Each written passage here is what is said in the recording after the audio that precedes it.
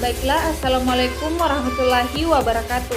Perkenalkan, nama saya Siti Fatima dari kelas 222A Manajemen dari Sekolah Tinggi Ilmu Ekonomi Makassar Maju. Nah, di sini saya akan memaparkan materi tentang etika bisnis dalam keuangan dan akuntansi. Adapun poin-poin penting yang akan saya bahas kali ini, yang pertama yaitu definisi manajemen keuangan, dan yang kedua peran etika bisnis dalam manajemen keuangan perusahaan, dan yang ketiga tujuan manajemen keuangan, dan yang keempat standar-standar etika untuk manajemen keuangan. Baiklah, saya akan menjelaskan apa itu yang dimaksud dengan etika dalam akuntansi keuangan dan manajemen, yaitu merupakan suatu bidang keuangan yang mempunyai cakupan yang luas dan dinamis. Bidang ini berpengaruh langsung terhadap kehidupan setiap orang dan organisasi. Akuntansi manajemen mempunyai peran penting dalam menunjang tercapainya tujuan perusahaan, di mana tujuan tersebut harus tercapai melalui cara yang legal dan etis. Maka peran akuntansi manajemen dituntut untuk bertindak jujur, terpercaya, dan etis. Nah, adapun poin-poin yang dapat saya tadi bahas, yaitu yang pertama, definisi manajemen keuangan. Yang dimaksud dengan definisi manajemen keuangan yaitu manajemen mengaitkan manajemen yang memperoleh pembiayaan, pembelanjaan, dan manajemen aktiva dengan tujuan secara menyeluruh dari suatu perusahaan. Sehingga dapat diartikan bahwa manajemen keuangan adalah suatu kegiatan perencanaan, penganggaran, pemeriksaan, pengelolaan, pengendalian, pencairan, dan penyimpanan dana yang dimiliki oleh suatu organisasi atau perusahaan. Nah, poin kedua yaitu peran etika bisnis dalam manajemen keuangan. Ada 3, yaitu pertama, bertanggung jawab terhadap 3 keputusan pokok, perolehan, pembiayaan atau pembelanjaan, dan manajemen aktiva secara efisien.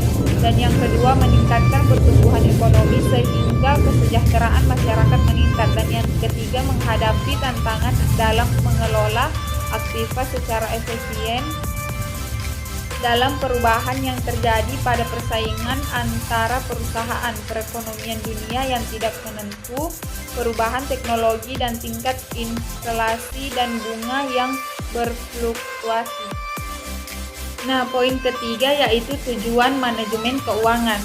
Adapun tujuan manajemen keuangan adalah untuk memaksimalkan nilai perusahaan. Dengan demikian, apabila suatu saat perusahaan dijual, maka harganya dapat ditetapkan setinggi mungkin. Seorang manajer juga harus mampu menekan arus peredaran uang agar terhindar dari tindakan yang tidak diinginkan oleh perusahaan. Nah, yang poin keempat yaitu standar-standar etika dalam manajemen keuangan. Yang pertama yaitu kompeten, dan yang kedua confidentiality, dan yang ketiga integritas, dan yang keempat objektivitas, dan yang kelima yaitu resolusi konflik etis. Nah, yang pertama yaitu kompeten.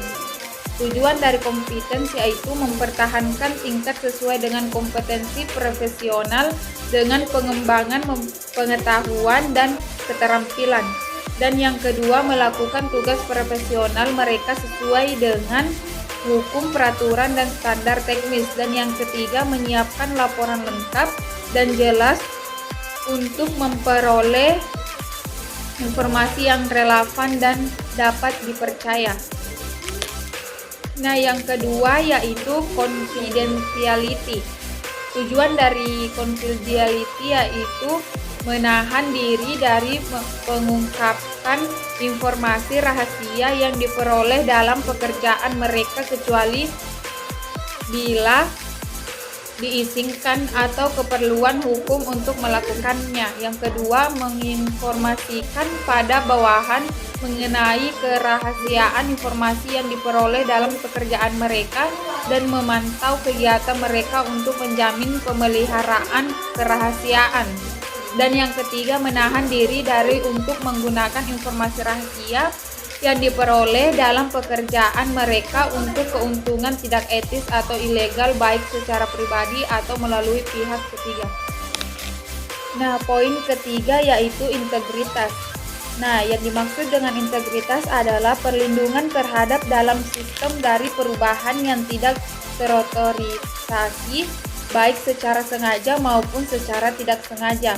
Integritas mengharuskan untuk menghindari konflik of interest, menghindari kegiatan yang dapat menimbulkan prasangka terhadap kemampuan mereka dalam menunjang etis. Nah, poin keempat yaitu objektivitas, yaitu mengkomunikasikan informasi secara adil dan objektif, dan yang kedua mengungkapkan penuh semua informasi relevan yang dapat diharapkan untuk mempengaruhi pemahaman pengguna dimaksudkan dari laporan, komentar, dan rekomendasi yang disampaikan. Nah, yang kelima yaitu resolusi konflik etis. Di mana yang dimaksud dengan resolusi konflik etis yaitu diskusi. Yang pertama, diskusikan masalah tersebut dengan atasan langsung, kecuali ketika muncul unggul yang terlibat dalam hal masalah harus disajikan ke tingkat manajerial berikutnya yang lebih tinggi. Jika resolusi yang diputuskan tidak dapat dicapai ketika masalah awalnya disajikan, penyerahkan masalah ini ke tingkat manajerial berikutnya yang lebih tinggi. Nah, baiklah, itulah pemahaman dari saya tentang materi etika bisnis dalam keuangan dan akuntansi. Jika ada yang salah dan kurang, mohon dimaafkan. Sekian dan terima kasih. Wabillahi taufiq wal hidayah. Assalamualaikum warahmatullahi wabarakatuh.